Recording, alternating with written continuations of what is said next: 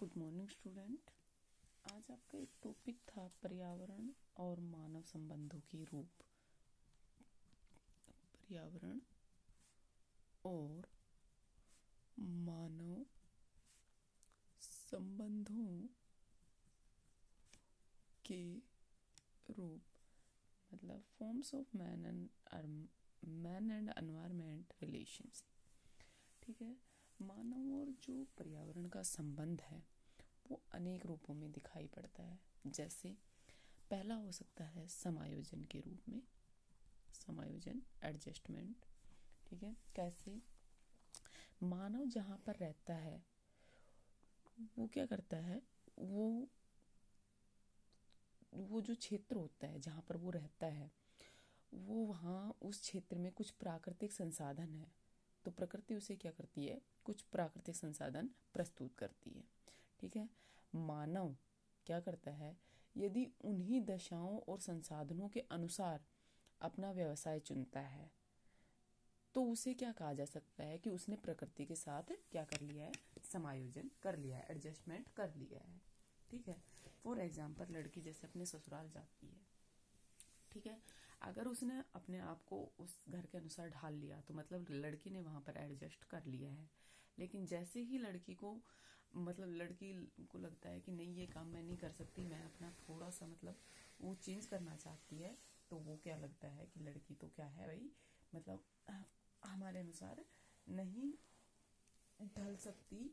ठीक है, तो लड़की क्या हो जाती है, आपको भी पता है क्या सोचने लग जाते हैं उसके बारे में। ठीक है, बाढ़ के मैदानों में चावल और पटसन की खेती और कम वर्षा वाले क्षेत्रों में शुष्क खेती करना, ये क्या है, मानव ने इससे क्या साबित कर दिया कि उसने प्रकृति के साथ क्या कर लिया है, समायोजन कर लिया है, एडजस्टमेंट कर लिया है। और ये एक आदर्श एग्जाम्पल कहे जा सकते हैं मानव का प्रकृति के साथ। ठीक है, सेकंड नंबर आता है अनुकूलन। अनुकूलन, ठीक है, अनुकूलन मतलब अडेप्टेशन। ठीक है, लंबे समय तक क्या होता है, पर्यावरण लंबे समय तक, मान लो एक क्षेत्र में मानव रह रहा है, ठीक है, इसका पर्यावरण, इसका कोई भाई एनवायरनमेंट भी है। इस एनवायरनमेंट का सामना करते करते जो वनस्पति, जीव जंतु और मानव है उनके शरीर में क्या होता है, कुछ संशोधन आ जाते हैं। ठीक है, जैसे पहाड़ों में रहने वाले लोग क्या होते हैं, लोगों के जो पैर होते हैं वो जो तटीय क्षेत्रों में रहते हैं, नाविक या हाथी, उनसे उनकी जो मांसपेशियां हैं वो अधिक पुष्ट हो जाती है। ठीक है, पहाड़ों में रहने वाले क्या करते हैं, जैसे उनको सर्दी के शायद उनको कम लगती है जो मैदानों में रहते हैं उनकी बजाय। तो ये क्या है कि उन्होंने क्या किया है कि एक लंबे टाइम तक रहते रहते उसके साथ, प्रकृति के साथ क्या कर लिया है, अनुकूलन कर लिया है। फॉर एग्जाम्पल आप ये लगा लीजिए, जो एस्किमो लोग हैं वो कहाँ रह सकते हैं, बर्फ में रह सकते हैं, जबकि अगर जो उष्ण कटिबंधीय क्षेत्र का प्राणी अगर वहां जाए तो वो वहां पर नहीं रह सकता। तो इसका मतलब क्या है, उन्होंने प्रकृति के साथ क्या कर लिया, अनुकूलन कर लिया है। ठीक है, और वो एस्किमो कहाँ नहीं रह सकता, उष्ण कटिबंधीय क्षेत्र में नहीं रह सकता। क्यों? क्योंकि वो उसने वहां की प्रकृति के साथ समायोजन, अनुकूलन नहीं किया है। ठीक है, नेक्स्ट आता है रूपांतरण। क्या आता है, मॉडिफिकेशन, रूपांतरण। ये क्या होता है, इसमें क्या होता है, मनुष्य अपनी जरूरतों, इच्छाओं और अपनी शक्तियों के अनुसार जो प्राकृतिक पर्यावरण होता है उसमें क्या कर देता है, चेंजमेंट कर देता है, बदलाव कर देता है। जैसे बाढ़ आई, मनुष्य ने क्या कर दिया, बांध बना दिया, सड़कें बना दी, रेल मार्ग बना दी, नगर गांव बसा दिए। तो क्या किया, अब गांव प्रकृति ने थोड़े ही दिए थे हमें बनाकर, नहीं, किसने बनाए, मनुष्य ने बनाए। तो मनुष्य ने क्या कर दिया, प्रकृति का जो प्राकृतिक जो पर्यावरण था उसको चेंज कर दिया। ठीक है, मरुस्थलों का विस्तार और जो भूमि के अपरदन को रोकता है, मरुस्थल के विस्तार को भी रोकता है और भूमि के अपरदन को भी रोकता है, जबकि ये क्या है, नेचुरल है।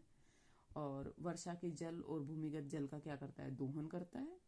तापमान को क्या करता है, संतुलित रखता है। कौन, मनुष्य। वृक्षारोपण करके मिट्टी को उपजाऊ बनाता है और ये सभी क्या है, पर्यावरण के रूपांतरण है।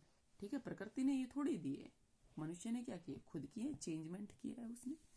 ठीक है, नेक्स्ट आता है इकोलॉजिकल सक्सेशन, मतलब जो हमने अब तक पढ़ा था वो इसी में आता है, पारिस्थितिकी अनुक्रम। ठीक है, ये मुझे पहले पढ़ाना चाहिए था, लेकिन मैं थोड़ा सा, जिस समय के साथ मनुष्य और पर्यावरण के जो संबंध है वो क्या होते हैं, चेंज होते चले रहते हैं, और इसे क्या बोला जाता है, पारिस्थितिकी अनुक्रम। किसको, जो प्रकृति और मानव के संबंध है जो चेंज होते रहते हैं उसको क्या बोला जाता है, पारिस्थितिकी अनुक्रम। कभी धार्मिक नगर महत्वपूर्ण होते थे, ठीक है, लेकिन आज के टाइम में, आज क्योंकि टेक्नोलॉजी का दौर है तो आज औद्योगिक नगरों का बोलबाला है।